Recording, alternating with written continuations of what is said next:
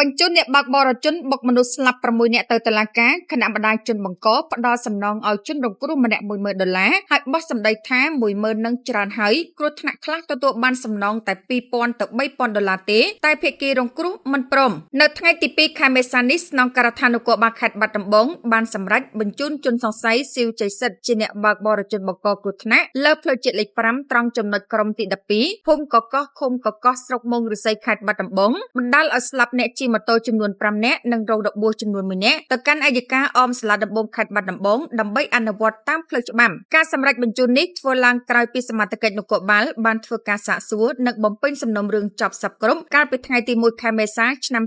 2026រួចមកទស្សនវិជ្ជានេះពិតជាបានបង្ហាញឲ្យឃើញថាគ្មានជនប្រព្រឹត្តល្មើសច្បាប់ណាមួយត្រូវបានរួចផុតពីសំណាញ់ច្បាប់បានឡើយនេះបើយោងតាមសេចក្តីប្រកាសរបស់ស្នងការដ្ឋាននគរបាលខេត្តបាត់ដំបងតាមសេចក្តីរាយការណ៍បានឲ្យដឹងថាស្របពេលដែលសមាជិកបញ្ជូនជនបង្កឡើងតុលាការងាកមកក្រុមគ្រួសារជនបង្កបានចូលទៅសម្របសម្រួលជាមួយក្រុមគ្រួសារជនរងគ្រោះដោយមានការចូលរួមពីលោកស្រីលឹមច័ន្ទលីដាមេធាវីការពារក្តីក្រុមគ្រួសារជនរងគ្រោះក្នុងការចរចានោះភាគីជនបង្កបានសុំផ្ដល់សំណងទៅភាគីជនរងគ្រោះម្នាក់$10000តែចរចាមិនទាន់ត្រូវដោយភាគីជនរងគ្រោះទាមទារ$35,000ក្នុងម្នាក់តាមសំណេររបស់លោកផាញ់វណ្ណៈចាងវាងផាញ់វណ្ណៈញូបានបញ្ជាក់នៅព្រឹកថ្ងៃទី2ខែមេសានេះថាជនបង្កករណីគ្រោះថ្នាក់ចរាចរណ៍បណ្ដាលឲ្យមនុស្សស្លាប់6នាក់សមាជិកនគរបាលចរាចរណ៍ខេត្តបាត់ដំបងបញ្ជូនទៅតុលាការព្រឹកនេះដោយឡែកការចរចាសំណងចំពោះគ្រួសារជនរងគ្រោះមិនទាន់ត្រូវគ្នាជនរងគ្រោះទាមទារសំណងម្នាក់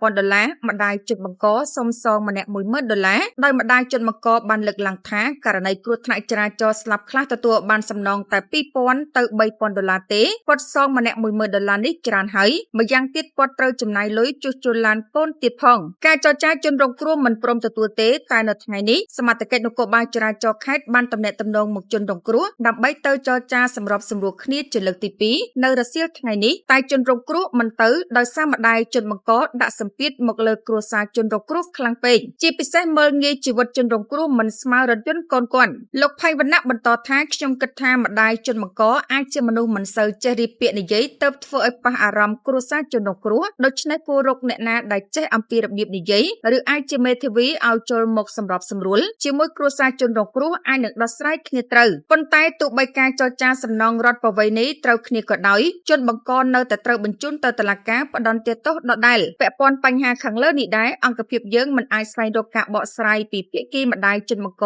បាននៅឡើយទេពាក់ព័ន្ធនឹងការដោះស្រាយសំណងទៅជនរងគ្រោះចំណែកអ្នកនាំពាក្យនៃស្នងការដ្ឋាននគរបាលខេត្តបាត់ដំបងបានឲ្យដឹងនៅព្រឹកថ្ងៃទី2ខែមេសាឆ្នាំ2026នេះថាជនសង្ស័យឈ្មោះស៊ីវជ័យសិទ្ធស្រីប្រុសឆ្នាំកំណើតថ្ងៃទី2ខែ12ឆ្នាំ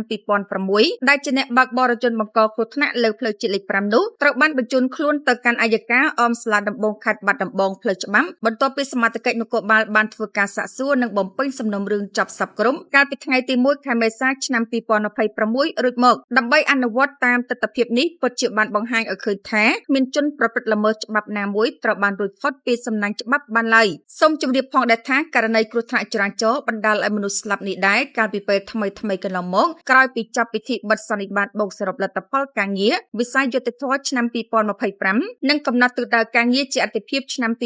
2026កាលពីយប់ថ្ងៃទី26ខែមីនាឆ្នាំ